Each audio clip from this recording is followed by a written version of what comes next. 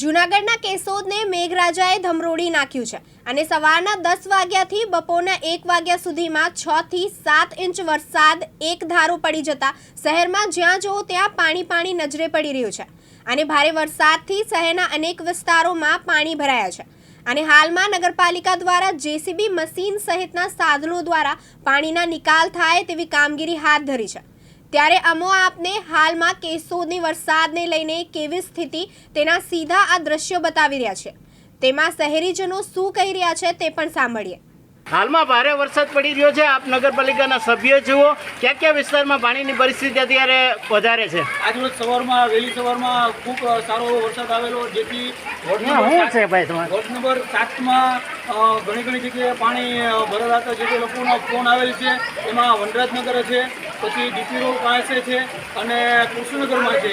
જે હાલ રોજ અમે જેસીબી લઈ નગરપાલિકાના સ્ટાફ સાથે તમામ અમે બધીની ફરિયાદો દૂર કરવા અમે અત્યારે રહેમત ઉઠાવેલ છે। હાલમાં એવી કોઈ મુશ્કેલી નથી કે લોકોમાં ઘરમાં પાણી ઘરી ગયા હોય, ઘર વખરીને નુકસાન છે, એવી કોઈ બાબત આવે છે સામે? ના, એવું કોઈ નથી, પણ હવે જો વરસાદ બહુ સારો આવશે તો થોડીક તકલીફ પડશે। કારણ કેશોદમાં જ વહેલી સવારના 10 વાગ્યાથી ધમાકાદાર વરસાદની શરૂઆત થઈ છે અને 3 કલાકમાં 7 થી 8 ઇંચ જેટલો વરસાદ થતાં હું આપને આ બતાવી રહ્યો છું તમામ દ્રશ્યો કે અહીંયા શેરી મોહલ્લામાં કડે પાણી જોવા મળી રહ્યા છે અને દરેક વિસ્તારમાં આ રીતના કેશોદની પરિસ્થિતિ છે।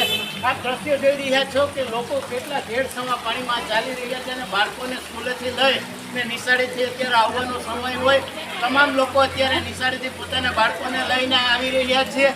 હું આપને અહીંના તમામ દ્રશ્યો બતાવ્યા અને ખુદ અત્યારે જે પાણીની જે સ્થિતિ છે એની ઉપર ઊભો છું અને આપને આ દ્રશ્યો બતાવી રહ્યા છું। લોકો અને તેમની ગાડીઓ ઠેર સમા પાણી અત્યારે શેરી મોહલ્લામાં દેખાય છે।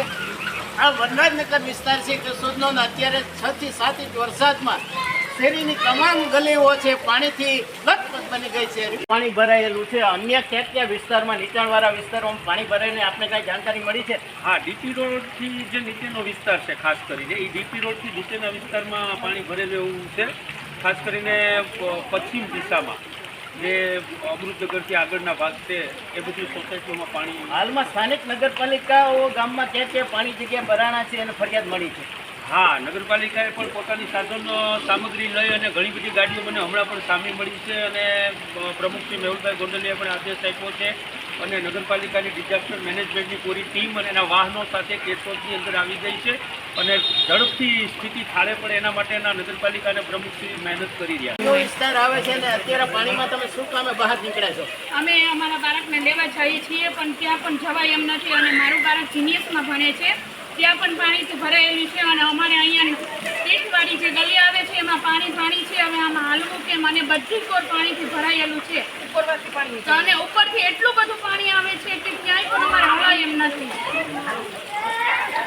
કેશોદમાં જે પાણીની પરિસ્થિતિ 3 કલાકમાં વરસાદે જે કરી છે, તમામ જગ્યાએ પાણી જોવા મળી રહી છે અને તમામ વિસ્તારોમાં ગોઠાણસમાં પાણી ભરાણા છે ને અમુક નીચાણવાળા વિસ્તારોમાં પાણી ભરાઈ ગયા લોકોના ઘરમાં હોવાથી નગરપાલિકા દ્વારમાં હાલમાં જેસીબી લઈ ને તમામ જગ્યાએ પાણીનો નિકાલ થાય તે માટેની વ્યવસ્થા પણ હાલમાં ચાલી રહી છે। આમ કેશોદમાં 6 થી 7 ઇંચ વરસાદે પાણી કરી દીધું છે અને હાલમાં કેશોદમાં વરસાદ ચાલુ છે। રિપોર્ટર પ્રકાશ દવે, કેશોદ।